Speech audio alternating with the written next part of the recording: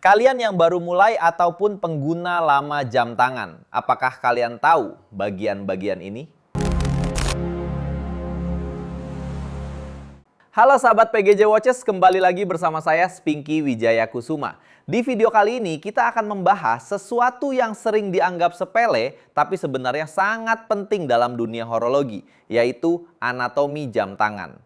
Karena banyak orang pakai jam setiap hari, tapi hanya tahu jam, menit, dan mungkin detik. Padahal di balik itu ada banyak komponen yang bekerja bersama untuk menciptakan satu sistem yang kompleks. Dan kalau kalian sudah memahami bagian-bagian ini, cara kalian melihat jam tangan akan langsung berubah. Kalau kita melihat sebuah jam tangan secara keseluruhan, sebenarnya kita sedang melihat kombinasi dari berbagai komponen yang masing-masing memiliki fungsi yang sangat spesifik. Mulai dari bagian luar yang berhubungan langsung dengan pengguna, hingga bagian dalam yang menjadi jantung dari jam itu sendiri. Setiap detail, sekecil apapun, memiliki peran dalam menentukan bagaimana jam tersebut bekerja, terasa di pergelangan tangan, dan terlihat secara visual.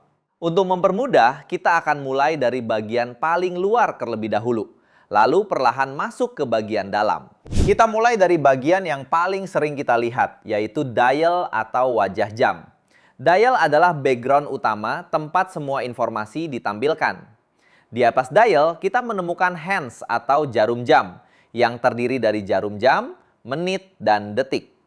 Walaupun terlihat sederhana, desain jarum sangat mempengaruhi karakter jam, apakah terlihat sporty, elegan, atau klasik. Selain itu, beberapa jam juga memiliki sub-dial, yaitu dial kecil tambahan yang biasanya digunakan untuk fungsi kronograf atau fitur lainnya. Melindungi semua ini adalah kristal atau kaca jam, yang bisa terbuat dari mineral atau sapphire. Sapphire kristal biasanya digunakan di jam yang lebih premium karena tahan gores dan memberikan kejernihan yang lebih baik. Di bagian luar ini saja, kita sudah bisa melihat bahwa desain bukan hanya soal tampilan, tapi juga soal fungsi. Bergerak sedikit ke bagian luar dari dial, kita menemukan bezel, yaitu ring yang mengelilingi wajah jam. Bezel bisa bersifat stapis atau berputar, tergantung dari jenis dan fungsi jam tersebut. Pada diver watch, bezel yang bisa diputar digunakan untuk mengukur durasi waktu saat menyelam. Sementara pada jam lain, bezel bisa berfungsi sebagai elemen dekoratif atau memiliki fungsi tambahan seperti tachymeter untuk mengukur kecepatan. Di sisi samping case terdapat crown yang merupakan salah satu komponen paling penting karena digunakan untuk mengatur waktu, tanggal, dan pada jam mechanical juga untuk mengisi tenaga secara manual melalui proses winding. Selain itu, pada jam dengan fitur chronograph, kita akan menemukan pusher, yaitu tombol tambahan yang digunakan untuk mengoperasikan fungsi stopwatch. Di bagian ini, kita mulai melihat bagaimana pengguna berinteraksi langsung dengan jam tangan. Masuk ke struktur utama, kita memiliki case, yaitu rumah dari seluruh komponen jam tangan. Case biasanya terbuat dari stainless steel, titanium, atau material lain seperti seramik, dan sangat menentukan ketahanan serta feel saat dipakai di pergelangan tangan. Selain melindungi bagian dalam, finishing pada case baik polish maupun brush juga berperan besar dalam menentukan karakter visual sebuah jam. Apakah terlihat sporty, elegan, atau modern. Di bagian samping case terdapat lux, yaitu bagian yang menghubungkan case dengan strap atau bracelet. Walaupun sering diabaikan, bentuk dan panjang lux sangat mempengaruhi bagaimana jam jatuh di pergelangan tangan. Apakah terasa nyaman atau justru terlihat terlalu besar.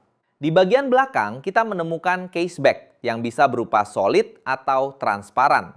Pada jam dengan open case back, kita bisa melihat langsung movement di dalamnya, memberikan pengalaman visual yang lebih menarik, terutama bagi pecinta jam mechanical. Struktur ini menjadi fondasi utama yang menentukan kenyamanan, tampilan, dan karakter sebuah jam tangan. Sekarang kita masuk ke bagian paling penting dari sebuah jam tangan, yaitu movement. Inilah jantung yang menentukan bagaimana waktu dihitung, diatur, dan ditampilkan secara konsisten. Tanpa movement, sebuah jam hanyalah objek tanpa fungsi. Secara umum, ada dua jenis movement yang paling sering digunakan, yaitu quartz dan mechanical. Quartz bekerja menggunakan baterai yang menggerakkan kristal quartz untuk menghasilkan getaran stabil. sehingga dikenal sangat akurat dan hampir tidak membutuhkan perawatan. Di sisi lain, mechanical, terutama automatic, bekerja sepenuhnya secara mekanis tanpa baterai, mengandalkan rangkaian roda gigi, escapement, dan mainspring yang bergerak secara presisi. Movement jenis ini menawarkan pengalaman yang lebih kompleks dan memiliki nilai lebih dalam dunia horologi. Walaupun tidak selalu terlihat dari luar, movement justru menjadi faktor utama yang menentukan karakter, nilai, dan pengalaman dari sebuah jam tangan. Berakhir, kita punya bagian yang langsung bersentuhan dengan pengguna, yaitu strap atau bracelet. Strap biasanya hadir dalam berbagai material seperti leather, rubber, nylon, hingga fabric seperti NATO strap. Leather memberikan kesan lebih elegan dan formal, cocok untuk acara resmi atau penggunaan kantor. Rubber lebih sporty dan tahan air, ideal untuk aktivitas outdoor atau olahraga.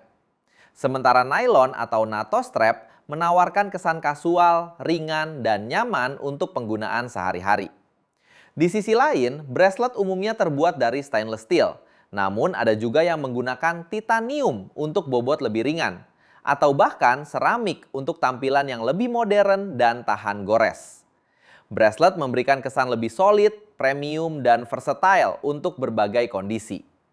Bagian ini sangat mempengaruhi kenyamanan serta tampilan keseluruhan jam saat dipakai, karena langsung berinteraksi dengan pergelangan tangan pengguna setiap hari. Dari semua yang kita bahas, kita bisa melihat bahwa jam tangan bukan hanya sekedar aksesoris, tetapi sebuah sistem yang kompleks.